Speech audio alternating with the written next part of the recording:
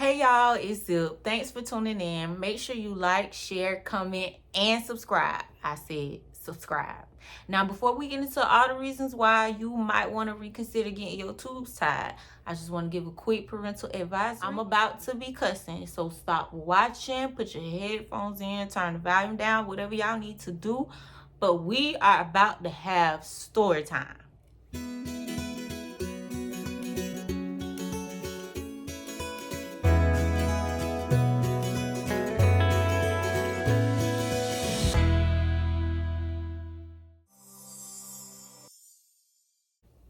Okay, so if you've been following me since part 1, that was when I explained the experience, to get under surgery, the recovery, how everything felt afterwards, blah, blah, blah. So then we got to part 2, which I'll make sure I link. And you know, if you made it this far to part 3, please make sure you subscribe. You might as well be subscribed by now. You still watching me. What you waiting on? Anywho, so if you made it to part 2, do you know part 2? I was starting to experience a little bit of difficulties during my cycles. They painful as hell. Ovulation, painful as hell. But it wasn't unbearable. So I think I was in like month 4 on my last update. So this is July. I had my surgery done in December. And so that puts us at what, 7 months? 7 months. Y'all, my birthday was July 13th. Shout out to the Cancers. Happy birthday to us. Anywho, once again, focus. So yeah, we are in month 7, and y'all, this the part where I want y'all to stop and reconsider everything you thought you wanted to do in reference to getting your tubes tied for so many freaking reasons. Here is what we're finna get into story time, y'all. Grab your tea, your drink, your popcorn, whatever you need, because I was supposed to be in Texas living my best motherfucking life. Yep, we finna have a fucking moment of silence, because I'm not even gonna say I didn't enjoy myself. It was amazing to go somewhere different, to have fun, but I was supposed to be vlogging. I was supposed to be vlogging for y'all while I was there and just experiencing all this different stuff. My homegirl, she was ready to like just take us everywhere. And I got all the way to Texas and was sick as fuck.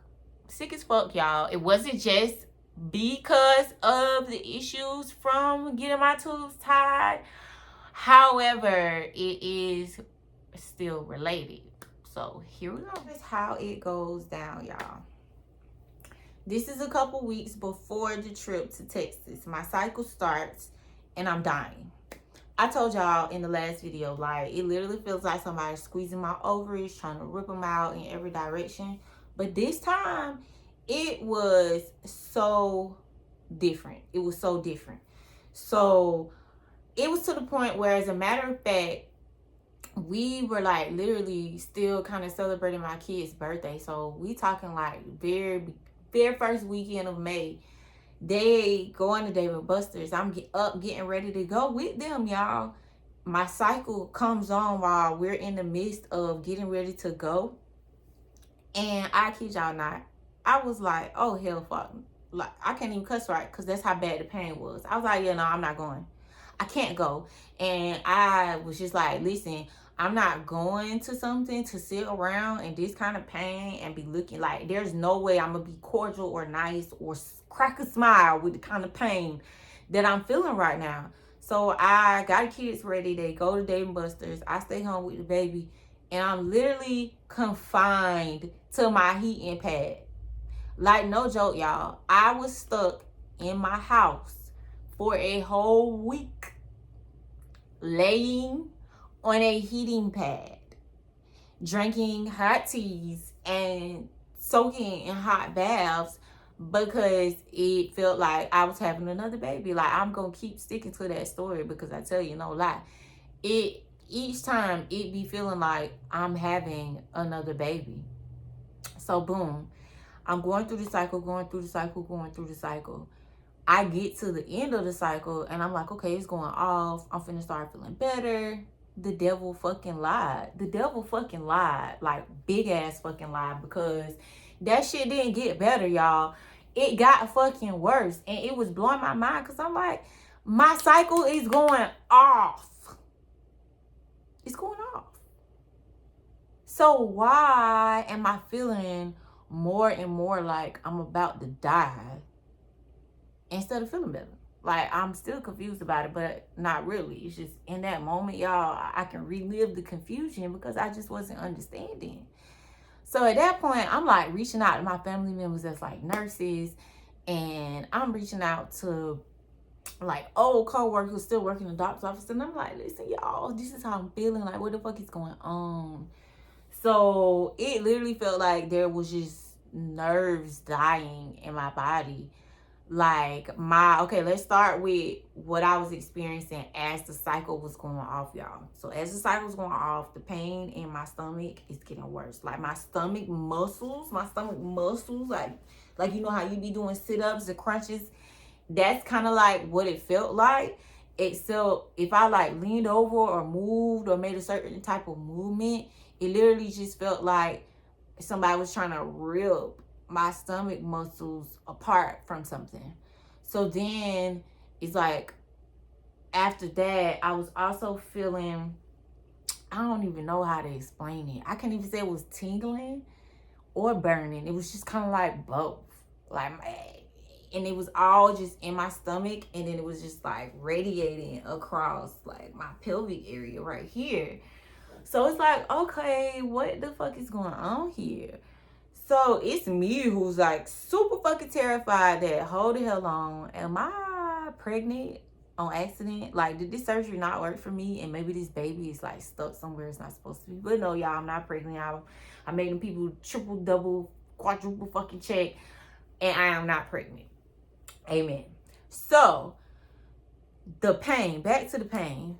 Then what else I was feeling is like, I've got pain radiating like up my left side. Like, it's just all just radiating, just pain. Like, I don't know how to explain it. So I'm like, oh my God, do I have UTI? Do I have kidney infection? Like, what the is going on? So I'm just like, okay, you know what? You just had surgery a couple months ago. Your body's trying to get used to this. Don't freak out. Just ride it out. Just wait. So I'm taking hot baths and Epsom salt, just, still trying to make myself feel better. And eventually, between ibuprofen and Tylenol, that good old rotation, I start to feel better. Not to mention, y'all, I was nauseous. I was throwing up. I felt like I needed to use the bathroom constantly, as in a bowel movement, but I could not go. And no, I was not constipated. It just literally felt like something was just like, nah, dog, nah, you can't poop right now. Like, it was just blocking it. Like, you can't come out right now. You're not allowed. It was there, but just no. And I'm mentioning this because my doctors kept asking me all this shit. And I'm like, listen, I'm not fucking constipated. I use the bathroom regularly. Like, I'm a stickler about my health. So, because I've always had some type of health issue. So, it's just like, okay, come on now. I know my body. Something is wrong. Now, let's get into what happens. Because I started feeling a little bit better, y'all. So, I decided to go to Texas anyway because I couldn't get all that motherfucking money back. I couldn't get my motherfucking money back at that point. So, I'm like, okay, to Texas we fucking go. Alright, so I'm from Duval, and we love to fly our black asses right on out of Orlando Airport. So, I'm feeling good enough to pick up the rental car, drive all the way to Orlando, get on the plane, feeling perfectly fine.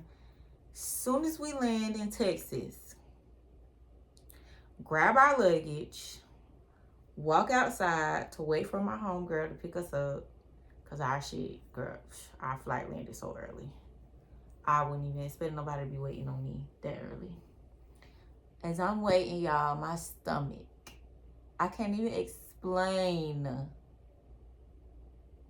what was happening in my stomach. I don't know. I just know that I ended up feeling like I needed to use the bathroom and couldn't go.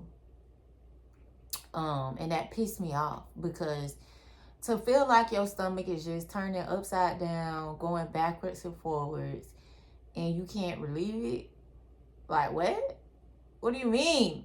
So yeah, I'm literally in the backseat of her car, driving through all these long ass fucking Texas highways. We not even finna talk about that shit. And I'm just like, I'ma die. I'ma die before we make it to her house because my stomach is gonna explode and then I'm gonna be dead. That's all I kept thinking. Y'all don't ask me why I think everything is gonna kill me, but that be the anxiety in my brain just talking. So we get to her house. I'm like, y'all, I have no idea what's wrong. So everybody's just like, okay, it's early as fuck. You know, just use the bathroom, take a shower, sleep it off. See if you feel better. Because at this point, y'all, it feels like I'm developing a stomach virus or something. But I can't throw up. It's to the point where I'm forcing myself to throw up. And I have absolutely nothing to throw up because I hadn't ate already. I hadn't already eaten in a week before we got to Texas. So we're there. They leave. They go get food. I'm trying to eat. I can't eat shit, y'all. Literally can't eat shit.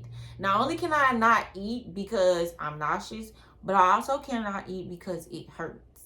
It's like if anything in my body started to try to digest, it felt like my ovary, my left ovary, was going to rip itself out. This is the only way I can explain it. So as I'm in Texas, I'm like, okay, I got to do something to try to relieve this because nobody is enjoying themselves simply because I can't do shit. So nobody's going nowhere. Nobody wants to do anything because they're like, we're not leaving you behind. I love them for that. But still, and it's me just like crying, like, no, just go without me. No, just go without me. No, just go. And nobody's going without me, so I let that go because it wasn't working. So it's just like, all right. I go to the CVS. Y'all, and I got some UTI medicine because at this point, I'm just thinking, I gotta have a UTI because why is my side hurting? Like, why do I have all this back pain, side pain, stomach pain, and pelvic pain? I gotta have a UTI. It's just the only solution. So I go to the CVS. I get the UTI pain pills, whatever the fuck, I don't know. Anyway, they had like pain relief plus like antibacterial something in them. And when I started taking these, I started to feel better. So I'm just like, oh, I am on the fucking money. I figured it out. Because y'all, not to mention, I tried to go to the goddamn little urgent care there, but they wouldn't see me because I didn't have my insurance card. So at that point, I ain't going to see nobody's hospital in a whole nother state with no insurance card, and the little care spot wouldn't even see me, which I know hospitals totally different. They probably would see me anyway. But I just didn't feel like sitting in the hospital because I'm in Texas. I'm in fucking Texas, man. We're not going to talk about it because basically, I'm going to have to do that trip over. But anywho, so I'm feeling better. So we go to like this little shopping center in Katy, and it's like super cute, super cool. We found this like little beer restaurant type place, and we ordered chicken wings, and I don't know what else we had ordered, but I ate one chicken wing, y'all. I'm so excited about the fact that I was able to get that one fucking chicken wing down because I was so hungry. Because the night before, they had done went to Lotus Seafood, and all I was able to do was taste the fucking rice. Literally, all I could do was taste the rice. And I was like, oh, this is some good rice. And I think I bit a piece of my lobster and was like, oh, this is some good lobster. And I couldn't, I didn't even want to smell the sauce. Not that it didn't smell good, but y'all, my stomach was in shambles. So it was just like, I was not. When it came to the purpose of me going there, I did not achieve what I was there for. However, God had another plan, and that was a moment of rest for me, something I really needed. And I enjoyed just being able to relax in my homegirl home because, y'all, her sofa, oh my God, I ain't gonna tell her business, but her sofa is impeccable. Her sofa is impeccable. I like that sofa. So our Texas trip is coming to an end. And I'm just like, I'm honestly ready to go home. I'm just like, okay, I'm ready to go home. Now, mind y'all, what's really blowing my mind is that I started to feel good enough to travel home. because there was a point in this where I couldn't stand up again. Like, I just wanted to lay down in the bed and not move. And they ended up going to buy me a freaking heating pad one day because I couldn't get up and go with them. So yeah, it was bad, y'all. But God saw fit to make it where I felt good enough to travel home when it was time to go home. However, I was in them people's bathroom in that airport tearing it up. Because for some odd reason, by the time I got ready to leave, all that blockage I kept feeling, my stomach was like, all right, we'll open the gate now. And you can use the bathroom. I'm not going to say who I was with because I don't want that person to experience secondhand embarrassment. But, like, I kept leaving dog at the terminal because I had to use the bathroom.